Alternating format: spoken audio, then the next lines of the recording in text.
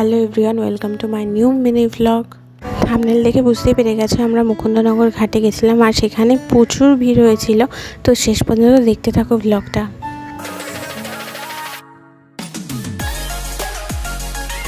আজকের দিনটা হলো জামাই ষষ্ঠীর বিকালবেলা। যখন আমরা সবাই রেডি হয়ে গেছি, আমার মাকে দেখো শাড়ি পরে রেডি হয়ে গেছে, আর আমরা দুই বোন ড্রেস পরে একদম রেডি। আর এরা দুই ভাই বোন রেডি হয়ে বাইরে খেলাধুলা করছিল, তাই মাম্মামের ড্রেসটাকে খুলে রাখা হয়েছে, নইলে ঘামে ভিজে যাবে। আর এদিকে আমার বাবা রেডি হয়ে বেরোচ্ছে, আর আমাদের বিশুদা পাঁচিলে বসে আছে একদম রেডি সেডি হয়ে, জাস্ট একটু জামাটা পরে নেবে ব্যাস।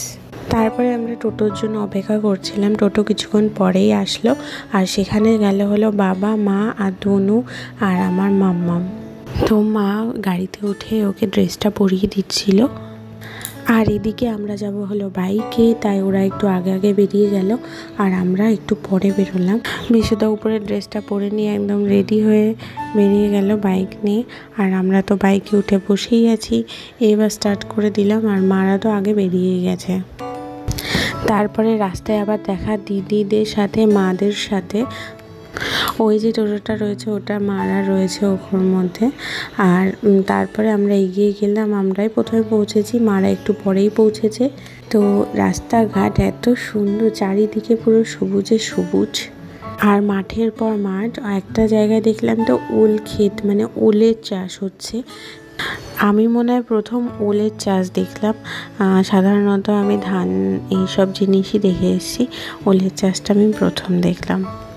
আর রাস্তাটা এত সুন্দর, আর খুব মিষ্টি একটা হাওয়া দিচ্ছিল, বেশ ভালো লাগছিল বিকালবেলার টাইমটাতে, খুব মনোরম একটা ওয়েদার। তারপরে অনেকটা পথ চলতে চলতে প্রায় 45-50 মিনিট পরে আমরা পৌঁছে গেলাম মুকুন্দনগর ঘাট।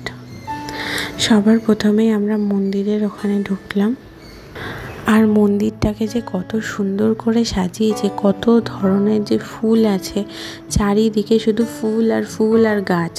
আর এদিকে ছিল জিরাফ, তারপরে হাতি, আরও কত যে পশু মূর্তি করা আছে, সেটা আমি তোমাদের আস্তে আস্তে বলছি, সামনে দেখাবো। প্রথমে ঘাটটা থেকে ঘুরিয়ে আনি। ঘাটটাও খুব সুন্দর, অনেকটা সিঁড়ি নেমে গেছে যে গঙ্গার মধ্যে। আর অনেকে স্নান করছে এই বিকালবেলাতে, মানে প্রায় সন্ধে হয়ে আসছে এই টাইমটাতেও।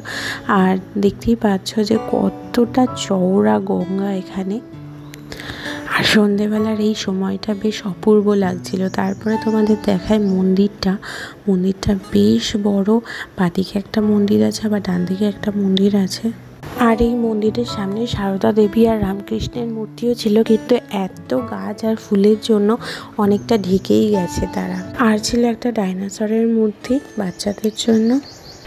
তারপরে আমাকে একটু দেখে নাও, আমি, দিদি, বিশুদা সবাই একসাথে ঘুরে বেড়াচ্ছি। মারা এখনও পৌঁছায়নি, তাই আমরা পুরোপুরি ঘুরছিলাম না, একটু একটু দেখছিলাম। আর এদিকে দেখতে পাচ্ছ যে কতটা ভিড় হয়েছে, প্রায় জামাই ষষ্ঠীর জন্য অনেক অনেক ভিড় হয়েছে। আর জায়গাটা অনেকটা ছোট, কিন্তু অনেক সাজানো, তার জন্য ভিড়টা হলে না একটু অসুবিধা হয় এদিক ওদিক যেতে। তারপরে আস্তে আস্তে এগিয়ে গেলাম। তারপরে দেখলাম যে সিংহর মূর্তি আছে, হরিণের মূর্তি আছে, আরও মূর্তি আছে শিব ঠাকুরের। আর ডান দিকে ছিল হারকিউলিসের মূর্তি। মানে কত ধরনের যে মূর্তি এখানে আছে, সেটা এখানে আসলেই বোঝা যাবে। তার কিছুক্ষণ পরে মা বাবারা পৌঁছে গেল আমার মাম্মামকে আর দনুকে নিয়ে। তারপরে ওখানে সবাই এসে শিব ঠাকুরের সামনে একটু ফটো তোলা হলো। তারপরে আমরা মন্দিরের দিকে গেলাম। ডান দিকে যে মন্দিরটা ছিল ওটাতে ছিল শিব ঠাকুরের মন্দির। আর এই যে আমরা তো ঘাট ঘুরে গেছিলাম, মা বাবা আসার পর আবার ঘাটে আসলো, আর তখন বললো যে জোয়ারের জল চলছে। তো মা সোজা চলে গেল, গিয়ে হাতে করে গঙ্গা জল নিয়ে আসলো মাথায় ছেটানোর জন্য, যাতে সবার মঙ্গল হয়, এটা নাকি মঙ্গলের জন্য করে। আর এই যে আমার মাম্মাম ঘুরতে একদম ওস্তাদ। তো যাই হোক, এই যে কালী মন্দিরে চলে আসলাম, সবাই ভেতরে ঢুকলো, কিন্তু আমি ঢুকতে পারলাম না আমার একটা অসুবিধার জন্য। তো যাই হোক, যেই সময়টা আমরা ছিলাম না ওই টাইমে আরতি হচ্ছিল, সন্ধ্যা আরতি, বেশ ধুমধাম করে ঢাক ঢোল বাজছিল। আর আমার মাম্মামকে নিয়ে তো দিদি ভেতরে চলে গেছিলো। এবার দেখো যখন ফেরত আসছে তখন আমার মাম্মামকে কত মিষ্টি লাগছে। তারপরে ওরা মন্দিরের থেকে ফেরত এসে সিঁড়িতে বসে পড়লো আর ওখানে কটা ফটো তোলা হলো। তারপর এই যে আমরা মন্দির থেকে বেরিয়ে গেছি, ভালোই অন্ধকার হয়েছে তোমরা দেখতে পাচ্ছ। আর এখানে কিন্তু ভালোই মেলা মতো বসেছে, কারণ এখানে বাদাম ভাজা, জিলাপি সব রকম জিনিসই পাওয়া যাচ্ছে। আর আমার মাম্মাম তো জোর করে কান্নাকাটি করে একটা বল কিনলো, যেটা ওর মশাই কিনে দিল। তারপরে এই যে বাইরের দিকে যে দুটো মন্দির সাদা রঙের আর এদিকে রঙিন রঙের যে মন্দির দুটো, এই মন্দিরে আমরা ঘুরে তারপরেই বাড়ি যাব। প্রথমে সাদা মন্দিরটাতে ঢুকলাম, মানে ওটা লোকনাথ বাবার মন্দির ছিল। বেশ ভেতরটা খুবই সুন্দর করে সাজানো, আর সন্ধেবেলা বেশি সুন্দর লাগছিল লাইটিংয়ের জন্য, খুবই দেখতে অপূর্ব লাগছিল। আর এখানেও কিন্তু আরতি চলছিল, ঠাকুরমশাই এসে লোকনাথ বাবার পুজো মানে আরতি করছিল। আর এই মন্দিরটা পুরো চারিদিক দিয়ে সাদা পাথরে ঘেরা, খুব সুন্দর এই মন্দিরটা। আমার তো খুবই পছন্দ হয়েছে, কিন্তু ভিড়টা বেশির জন্য একটু অস্বস্তি হচ্ছিল। তো ফাঁকা সময় দেখে বা কোনো নিরিবিলি সময় দেখে একবার আসবো আবার এই জায়গাতে। খুব পছন্দ হয়েছে জায়গাটা, কিন্তু পরের বার যখন আসবো অনেকক্ষণ সময় নিয়েই আসবো। তারপরে এই যে পাশের মন্দিরটাতে আসলাম, এখানে ছিল শিব ঠাকুরের মূর্তি, আর এখানে কিন্তু আরতি হচ্ছিল। মানে আমরা যে টাইমটা গেছিলাম কিন্তু ভালো টাইমেই গেছিলাম।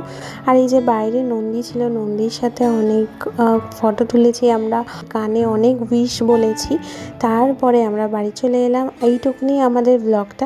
কেমন লাগলো আমাকে অবশ্যই কমেন্টে জানিও, আর যদি ভালো লেগে থাকে তাহলে একটা লাইক আর শেয়ার করে দিও। তাহলে আবার দেখা হবে অন্য কোনো ভিডিও নিয়ে। আজকের মতো টাটা।